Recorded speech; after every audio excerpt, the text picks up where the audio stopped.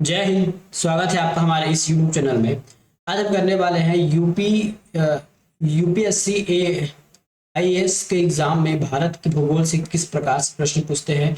UPSC ऐसा प्रश्न क्यों पूछती है, क्या कारण रहता है कि यूपीएससी रटवाने के लिए नहीं, जबकि बच्चों से ये अपेक्षा करती है कि वो सोच के और समझ के आंसर को देवें और उसका वैसे ही लोग तैयारी करें। जैसे आज का प्रश्न आपको दिख रहा होगा कि नई सहस्त्राब्दी के सूर्योदय की प्रथम किरण भारत के किस एक यामित्र पर दिखाई देगी। इस प्रश्न को थोड़ा ध्यान से पढ़िए और समझिए कि इसमें एक शब्द लिखा है नई सहस्त्राब्दी, है ना। क्या इस शब्द का यहाँ कोई मतलब है? ठीक है, नई सहस्त्राब्दी मतलब नए वर्ष के दिन सूर्योदय की जो प्रथम किरण है वो भारत के किस यामित्र पर दिखाएगी, चाहे वो नई सहस्त्राब्दी हो, नया दिन हो, मंगलवार हो, बुधवार हो, गुरुवार हो या फिर कोई भी वर्ष हो, है ना। प्रथम किरण जहां दिखाई देगी वहीं ही दिखाई देगी। प्रश्न के केवल यहाँ थोड़ा सा घुमा दिया गया है। ठीक है, अब दूसरी बात करते हैं कि पीएससी आपसे ये जानना चाहती है क्या आपको ग्लोब में अक्षांश और देशांतर क्लियर है कि नहीं, है ना। यामित्र का मतलब समझते हैं। यामित्र का मतलब होता है देशांतर रेखाएं। ठीक है, यामित्र का मतलब होता है देशांतर रेखाएं। यूपीएससी बस आपसे इतना जानना चाहती है कि आपने भारत के भूगोल जब भी पढ़े होंगे तो भारत वर्ल्ड मैप में अक्षांश और देशांतर का आपको ज्ञान है कि नहीं है। ठीक है, बस इतना ही आपसे यूपीएससी जानना चाहती है। ठीक है, तो सबसे पहले हम ये समझते हैं कि ये भूगोल, ये हमारे भारत, ये मैप है इंडिया का। ठीक है, यदि हम अक्षांश की दृष्टि से देखा जाए तो ये हमारा जीरो इक्वेटर है। ठीक है, जीरो इक्वेटर है तो जीरो इक्वेटर पर हमारा भारत देश नहीं आता। ठीक है, ऊपर को हम बोलते हैं उत्तरी और नीचे को बोलते हैं दक्षिणी। ठीक है, उसके बाद एक और काल्पनिक रेखा खींची गई है जिसको हम कहते हैं यामित्र या फिर देशांतर। ठीक है, यामित्र या फिर देशांतर। इस साइड को हम बोलते हैं पश्चिमी देश और यामित्र के सामने को बोलते हैं पूर्वी। ठीक है, तो अब बताइए हमारा भारत देश अभी फिलहाल कहाँ पे है? हमारा भारत देश है पूरे ग्लोब में उत्तरी गोलार्ध में और पूर्वी देशांतर में या फिर पूर्व साइड है या फिर पूर्वी देशांतर में हमारा जो भारत देश है एग्जिस्ट करता है। ठीक है, और ये जो ए बी सी डी आपको ऑप्शन दिया गया है वो देशांतर है। ठीक है, हमने क्या कहा, हमारा भारत पूरा है पूर्वी देशांतर पर एग्जिस्ट करता है। तो ऑप्शन नंबर ए में देखिए यहाँ पे वेस्ट लिखा है, जब पश्चिमी, ये संभव ही नहीं है। ठीक है, और एक लिखा है हमारा क्या चीज, वेस्ट। एक और लिखा है, दो वेस्ट लिखा है। वेस्ट मतलब देश देशांतर के इस ओर का देश, जबकि हमारा भारत तो ईस्ट में है। तो हमने दो ऑप्शन तो यहीं से छांट लिए। यदि आपका ग्लोब और वर्ल्ड मैप में अक्षांश और देशांतर क्लियर है तो ये प्रश्न केवल आपके लिए है ना। यूपीएससी बस इतना ही चाहती है आपको रटवाने का, उसका कोई भी मतलब नहीं है। अब ऑप्शन नंबर 2 हमारे पास बच जाता है। ऑप्शन नंबर ये है हमारा 82 डिग्री 30 सेकंड, है ना। 82 डिग्री 30 मिनट और ये 92 डिग्री 30 मिनट। अब इनमें से कौन सा ऐसा है जो हमारा भारत जो है सबसे पहले किरण यहाँ दिखाई देगा। सबको पता है सूर्य कुछ इस प्रकार से उगता है। ठीक है, सूर्य कुछ इस प्रकार से उगता है सामने। अब देखिए इसके सामने जो पहला, देखिए ये यामित्र है, ये एक यामित्र है। तो इस प्रकार जो यामित्र पहली आएगी सूर्य की किरण तो वही दिखाई देगी। ठीक है, भारत में भी बहुत सारे यामित्र हैं। अब भारत के यामित्र को देखिए, ये देखिए भारत, हमारा भारत देश है 68 अंश पूर्वी देशांतर से 97 पूर्वी देशांतर तक क्या है, विस्तृत है, फैला हुआ है। तो सबसे पहले यदि हम भारत की बात करें तो भारत में सबसे पहले हमको दिखाई देगा 97 डिग्री पूर्वी देशांतर। 97 डिग्री पूर्वी देशांतर पर सूर्य की किरणें सबसे पहले चमकेगी। क्या ऑप्शन में हमारे पास है 87? नहीं, तो 87 के बाद किस में आएगी, 86 में आएगी। 86 के बाद फिर किस में आएगी, वो उल्टे क्रम में चलेगा। अगर उल्टे क्रम में देखें तो 92 पहले आता है कि 82, है ना। 82 तो फिलहाल हमारा बीच में दिखाई दे रहा है, भारत के बीचों बीच। इस 82 से यहाँ तक तो कोई ना कोई रेखा होगी, बिल्कुल होगी। ठीक है, तो इसकी बीच की रेखा कौन हो गई, 92 अंश डिग्री। ठीक है, ये हमारा यहाँ पे दिखाई देगा। ठीक है, आपको स्थान या जगह का नाम नहीं पूछा गया है। ठीक है, स्थान या जगह के नाम आपको नहीं पूछा गया है, बस इतना आपको कॉन्सेप्ट पता रहता है कि ग्लोब में भारत कहाँ पे एग्जिस्ट है, और भारत देश जो है हमारा जो भूमंडल है उसमें अक्षांश सॉरी देशांतर रेखाएं कितना विस्तरित है ना, पूर्वी लास्ट कितना है, और हाँ अगर पूछा जाए कि भारत के सबसे लास्ट में है ना सूर्य उगने के बाद लास्ट में किरण हमारी कहाँ पड़ेगी, तो ये पड़ेगा 60 अंश पूर्वी देशांतर। ये जो लिखा है ना नई शताब्दी सूर्योदय की प्रथम किरण भारत में, तो ये नई शताब्दी को छोड़ दीजिए, वो रोज ही उगता है, चाहे नवा साल हो या पुराना साल हो या कोई भी ईयर हो, है ना। सबसे पहले वो 97 पर हमारा पड़ेगी किरण। अगर ये नहीं रहेगा ऑप्शन में तो आपको जो इससे नियरेस्ट रहेगा वो लेना है, लेकिन ईस्ट लेना है, वेस्ट नहीं लेना है। इतना बस आपसे पीएससी जानना चाहती थी, है ना। कि देखो कितना इजी प्रश्न था। यदि आपका मैप क्लियर है तो ये प्रश्न केवल आपके लिए है। अगला प्रश्न देखते हैं कि कथन और कारण वाला है। गंगा का मैदान भारत का सर्वाधिक सघन जनसंख्या वाला भाग है। अब इसके कारण दिया गया है कि गंगा जो है भारत की सर्वाधिक उपयोग में लाई जाने वाली नदी है। नीचे आपको आराम से इसको सोच के बताना है कि ये तो ऊपर वाला कथन तो बिल्कुल सही है कि गंगा का जो मैदान है भारत का सर्वाधिक सघन वाला राज्य है। यहीं पे आपके यूपी बिहार बहुत बड़े बड़े जो जनसंख्या है, करोड़ों में 10 करोड़ या उससे भी अधिक, ये वहां पर बसी हुई है। तो हमारा पहला कथन तो बिल्कुल सही है कि गंगा का जो मैदान है सर्वाधिक सघन वाला राज्य। सघन मतलब वहाँ लोगों की संख्या बहुत ज्यादा है ना, वहाँ पे बहुत, वहाँ लोग दूर दूर रहते नहीं है, घर दूर दूर नहीं है, बहुत पास पास है और अधिक जनसंख्या है। ठीक है, तो ये हमारा आंसर पहला तो बिल्कुल सही है। तो कथन दोनों सही है। कथन और कारण देखिए दो प्रकार के होते हैं, कारण और कथन दोनों होने चाहिए, तो हमारा कारण भी बिल्कुल सही है। ठीक है, गंगा भारत की सर्वाधिक उपयोग में लाई जाने वाली नदी है।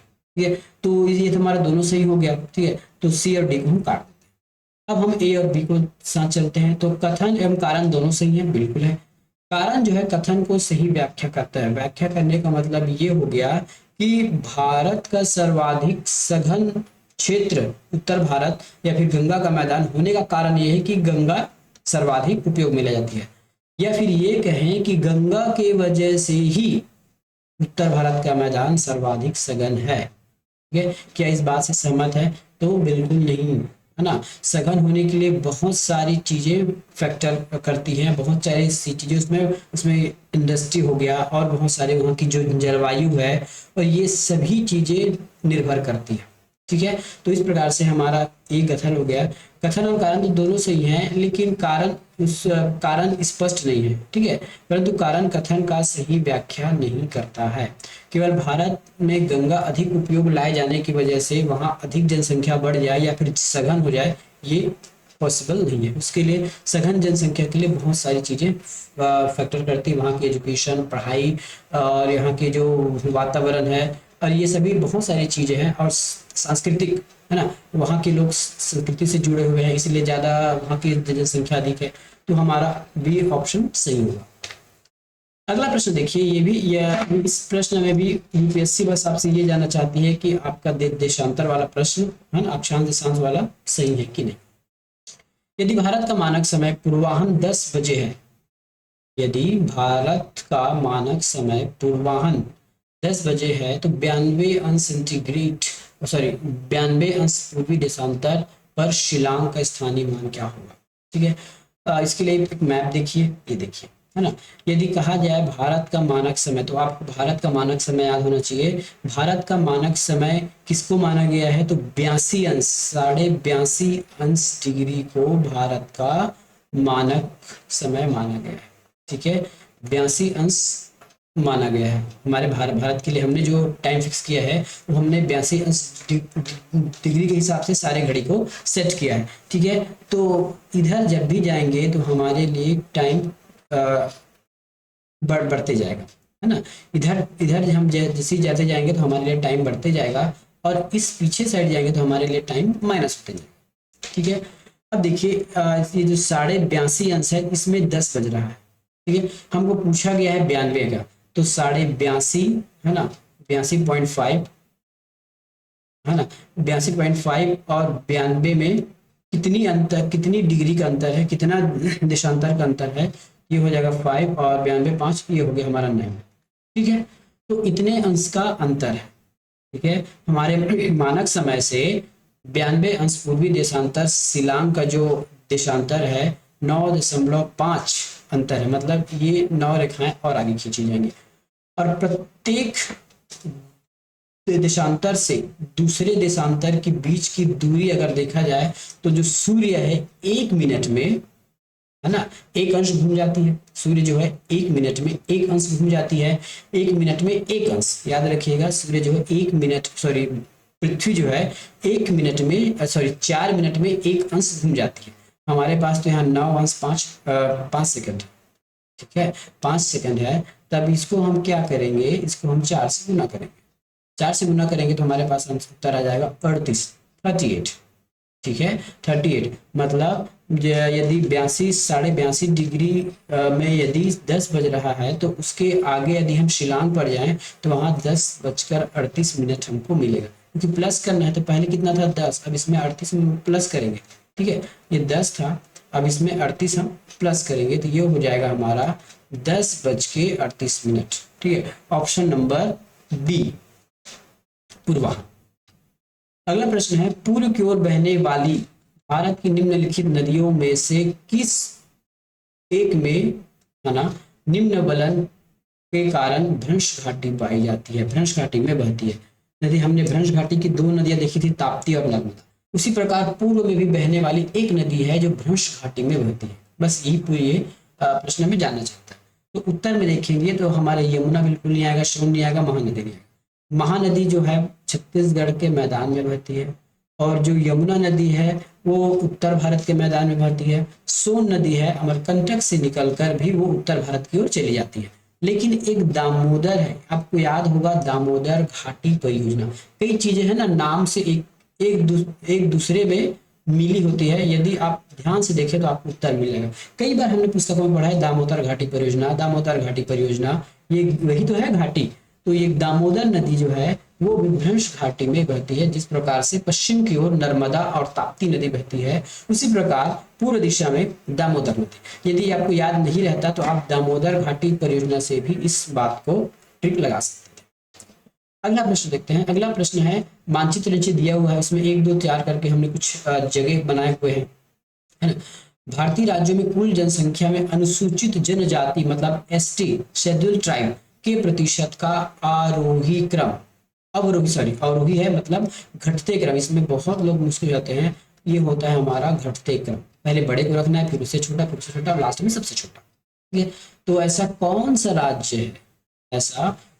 राज्य है जो सबसे ज्यादा जनजाति वाला क्षेत्र है? तो सबको पता है कि हमारा ये इधर जो राज्य है ना, ये राज्य, इससे ये जो उत्तर पूर्वी हमारा जो 7 स्टार वाला राज्य है वो हमारे कंप्लीटली अनुसूचित जनजाति वाला राज्य है, ठीक है, कंप्लीटली अनुसूचित जनजाति वाला राज्य है। और सबसे कम हमको मिलेगा ओडिशा में, सबसे कम हमको मिलेगा ओडिशा में, सबसे कम ये ओडिशा राज्य है ना, यहाँ पे हम किया, यहाँ पे ओडिशा में सबसे कम, मैं भारत की दृष्टि से नहीं बोल रहा हूँ, जो 4 ऑप्शन दिए हैं उसके हिसाब से ओडिशा में सबसे कम एसटी की जनसंख्या मिलती है। अब हम इसको कैसे लगाएंगे? यदि आप, ये तो मैंने यहाँ लिख दिया है प्रतिशत, ठीक है, लेकिन हम ट्रिक से भी लगा सकते थे कि उड़ीसा में सबसे कम मिलता है, सबसे कम मिलता है। और अवरोही क्रम में दिखाना है तो जो सबसे कम वो लास्ट में रहेगा, ठीक है। तो लास्ट में 4 नंबर होना चाहिए, तो लास्ट में 2 है, ये 2 है, ये दोनों ऑप्शन कट गए। अब बचा क्या, ठीक है, अब बचा क्या, ये देख लीजिए।